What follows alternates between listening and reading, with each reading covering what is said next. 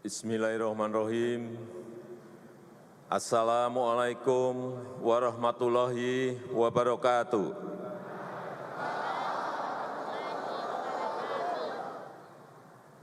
Salam sejahtera bagi kita semuanya. Shalom.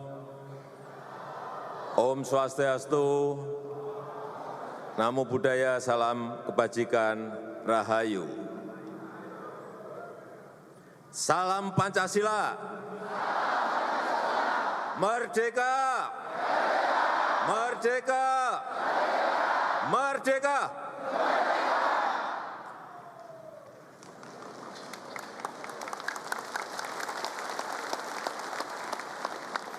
Yang saya hormati Presiden kelima Republik Indonesia, sekaligus Ketua Umum Partai Demokrasi Indonesia Perjuangan, Ibu Profesor Dr. Hajah Megawati Soekarno Putri,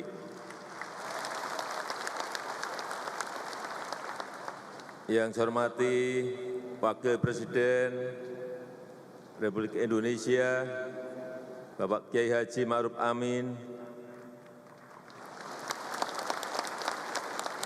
yang saya hormati para menteri yang hadir pada pagi hari ini, yang saya hormati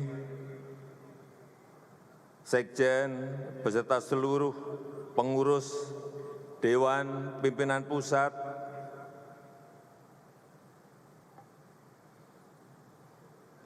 Ketua dan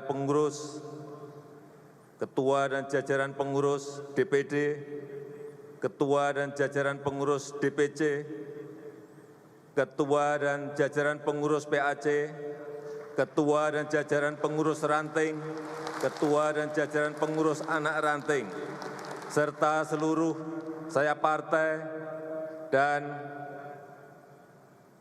Ketua dan seluruh jajaran pengurus Satgas PDI Perjuangan yang saya cintai, yang saya banggakan, hadirin dan undangan yang berbahagia.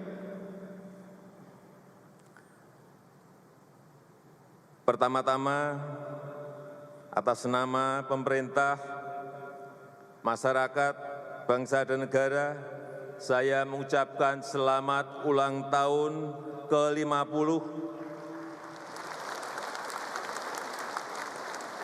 kepada Ketua Umum Ibu Megawati Soekarno Putri dan seluruh kader PDI Perjuangan dimanapun berada, dari Sabang sampai Merauke, dari Miangas sampai Pulau Rote.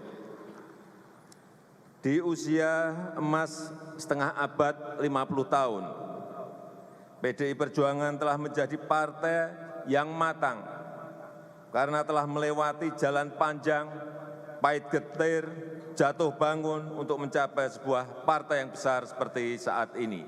Seperti tadi sudah diceritakan secara panjang lebar oleh Ibu Megawati. Partai yang menjadi kekuatan pemersatu bangsa di tengah kebinekaan. Partai yang konsisten menjaga 4 pilar kebangsaan, NKRI, Pancasila, Undang-Undang Dasar Negara Republik Indonesia 1945, dan Bhinneka Tunggal Ika.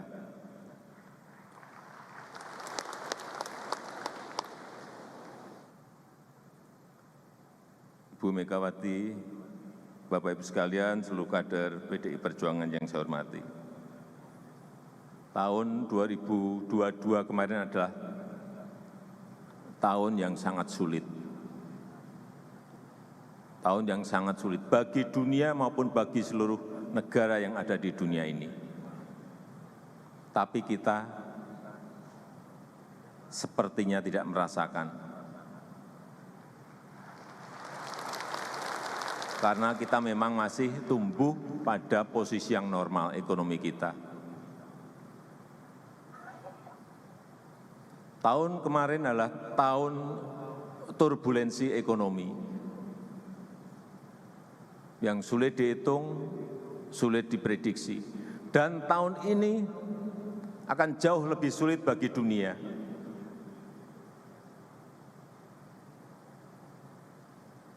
Oleh sebab itu tahun ini adalah tahun betul-betul tahun ujian.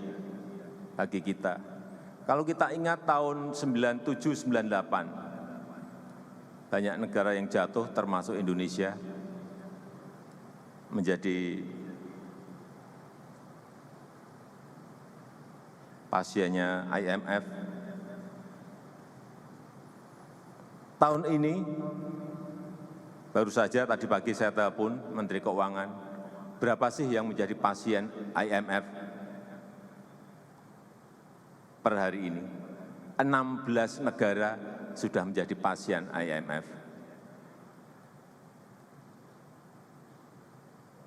Karena ambruk ekonominya.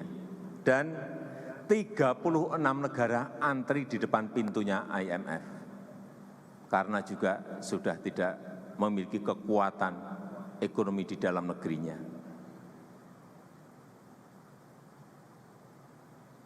Apa yang harus saya sampaikan? Ya, kita semuanya harus hati-hati. Kita semuanya harus kerja lebih keras lagi. Meskipun kita tumbuh baik di tahun 2022, tapi hati-hati. Karena Managing Director-nya IMF, Kristalina Georgieva, menyampaikan tahun 2023 sepertiga ekonomi dunia diprediksi akan mengalami resesi. Dan untuk negara-negara yang tidak terkena resesi, ratusan juta penduduknya akan merasakan sedang dalam keadaan resesi. Oleh sebab itu, saya tidak menakut-nakuti, tapi kita semuanya harus hati-hati dan waspada. Jangan keliru kebijakan, jangan keliru policy, sehingga membawa kita pada sebuah kekeliruan besar. Itu yang harus kita jaga bersama-sama. Dan sekali lagi, alhamdulillah Indonesia termasuk yang mampu bertahan sampai saat ini karena fondasi yang telah kita bangun. Fondasi yang telah kita bangun, yaitu infrastruktur untuk Indonesia maju. Dan strategi berikutnya adalah industrialisasi, hilirisasi. Ini yang sering saya sampaikan bahwa pentingnya industrialisasi, pentingnya hilirisasi. Jangan sampai kita sudah lebih dari 400 tahun sejak company, sejak VOC kita masih mengirim bahan-bahan mentah kita, mengekspor bahan-bahan mentah kita keluar. Sehingga kita tidak mendapatkan nilai tambah apa-apa. Oleh sebab itu, beberapa aset-aset besar yang kita miliki, seperti Freeport, yang sudah 50 tahun dimiliki oleh Freeport-McMoRan dari Amerika, telah 3 tahun ini, mayoritas telah kita miliki, yaitu 51,2%. Apa yang kita inginkan dari pengambil alihan ini adalah industrialisasi. Jangan sampai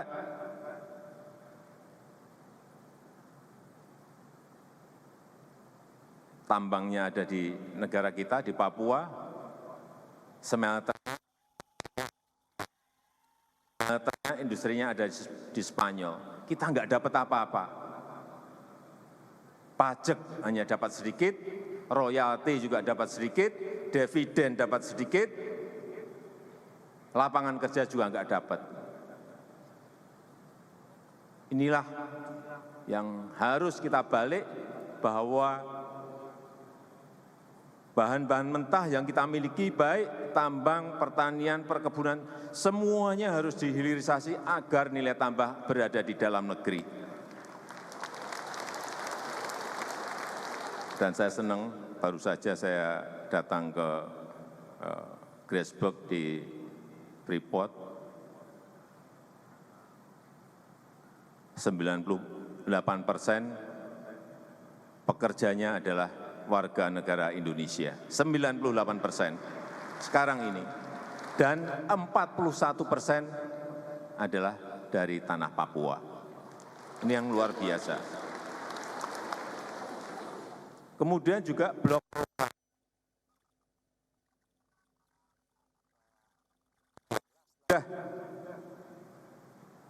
97 tahun dikelola dari Amerika Serikat, yang Freeport Amerika Serikat juga, yang Chevron juga Amerika Serikat. 97 tahun dikelola oleh mereka.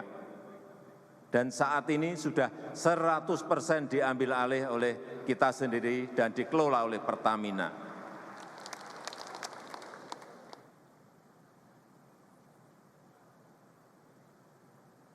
Juga Blok Mahakam, setelah 43 tahun dikelola oleh Total INP dari Prancis, sekarang juga 100% dikelola oleh Pertamina.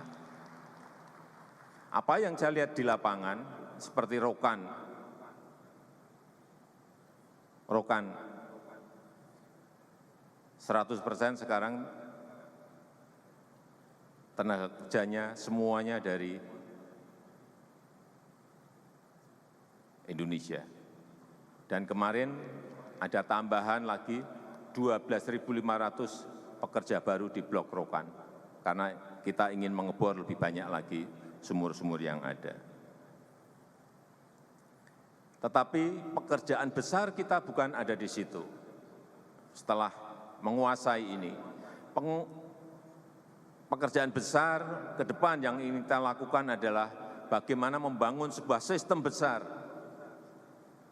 agar yang namanya nikel, yang namanya boksit, yang namanya tembaga, yang namanya timah, itu betul-betul semuanya bisa terintegrasi dan bisa memproduksi barang jadi maupun setengah jadi, yang memberikan nilai tambah yang sebesar-besarnya, utamanya lapangan kerja bagi rakyat.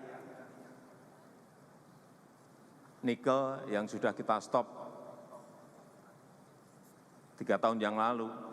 Dulu waktu masih mentah, kita ekspor tuh nilainya hanya per tahun hanya 17 triliun rupiah. Setelah kita stop 3 tahun ini, setahun bisa menghasilkan kurang lebih 360 triliun rupiah. Ini baru nikel. Boksit kemarin sudah kita umumkan di bulan Desember, stop juga mulai Juni 2023. Dan akan kita industrialisasikan, kita hilirisasikan di dalam negeri.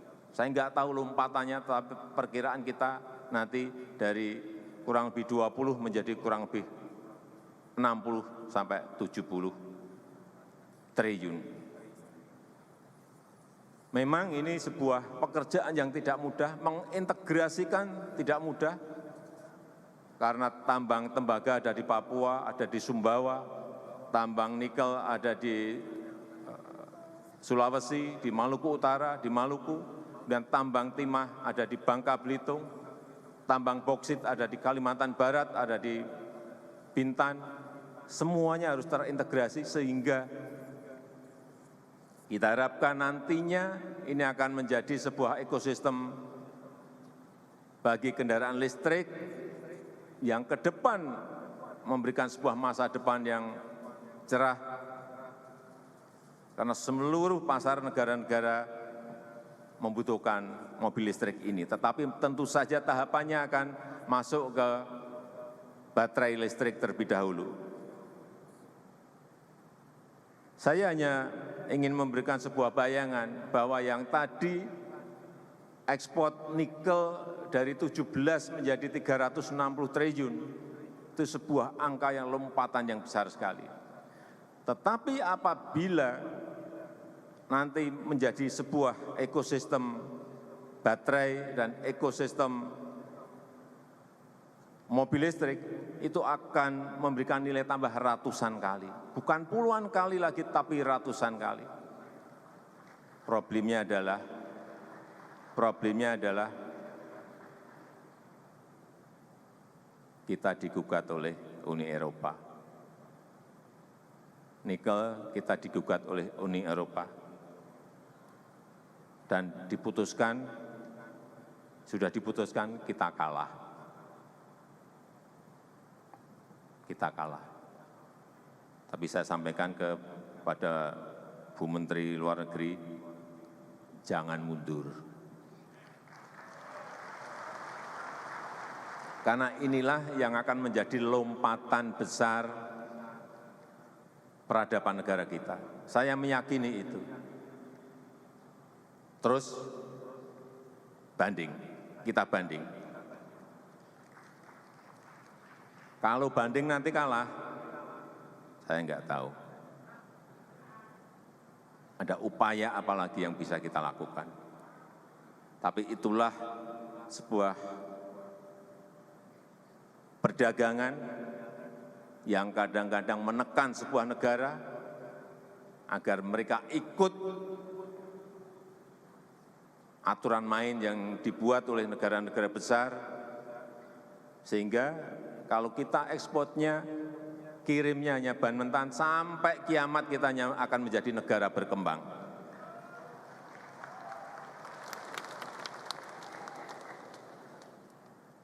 Kita semua ingat Bung Karno tahun 1965 menyampaikan, menolak ketergantungan pada imperialisme, memperluas kerjasama yang sederajat dan saling menguntungkan. Bung Karno tahun 1965 sudah menyampaikan itu. Dan supaya kita tidak bisa didikte dan tidak menggantungkan diri kepada negara manapun. Inilah yang ingin kita lakukan, berdikari. Berdikari. Berdikari. Oleh sebab itu, saat itu walaupun kita ditakut-takuti soal Freeport, tetap kita terus. Meskipun kita juga ditakut-takuti masalah nikel, kalah di WTO, kita juga tetap terus. Justru kita tambah stop boksit. Nanti mungkin pertengahan tahun lagi akan kita stop lagi tembaga. Kita harus berani seperti itu. Kita tidak boleh mundur, kita tidak boleh takut, karena kekayaan alam itu ada di Indonesia. Ini kedaulatan kita, dan kita ingin dinikmati oleh rakyat kita, dinikmati oleh masyarakat kita.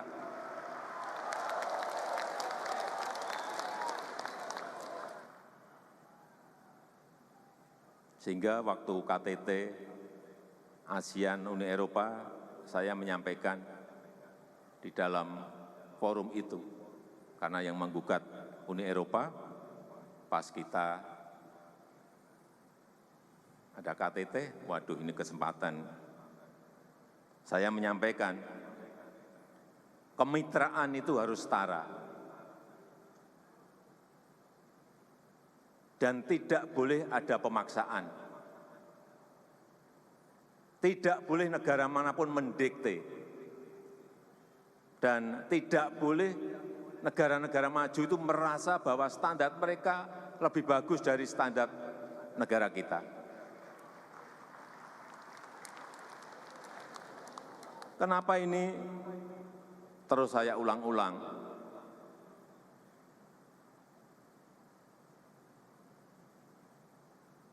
Karena saya ingin Presiden ke depan juga berani melanjutkannya.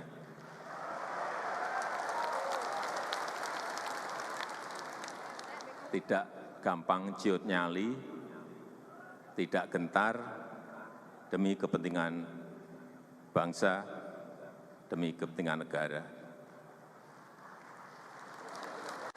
Dan saya sangat senang sekali tadi Ketua Umum Ibu Megawati Soekarno Putri menyampaikan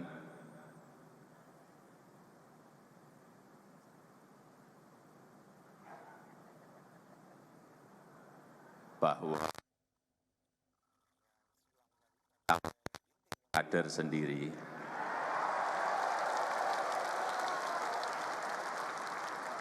dan yang saya senang, mohon maaf Bu Mega,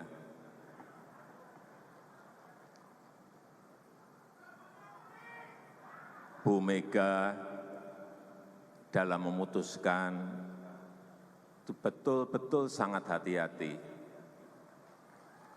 betul-betul tenang dan tidak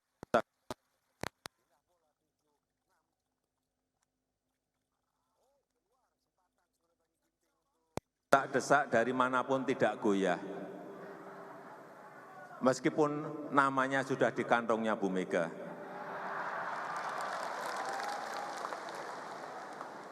Kita semuanya sabar menunggu yang akan nanti beliau sampaikan tentunya pada saatnya dengan perhitungan-perhitungan dan kalkulasi-kalkulasi yang telah dibuat oleh Ketua Umum Ibu Hajah Megawati Soekarno Putri.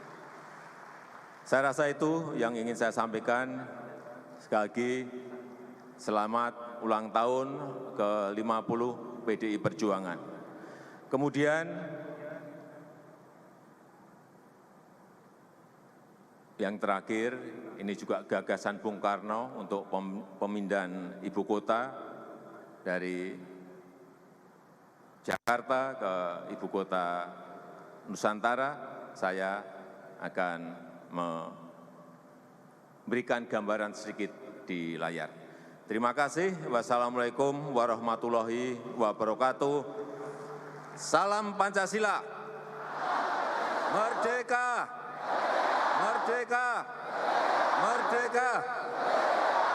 Assalamualaikum warahmatullahi wabarakatuh.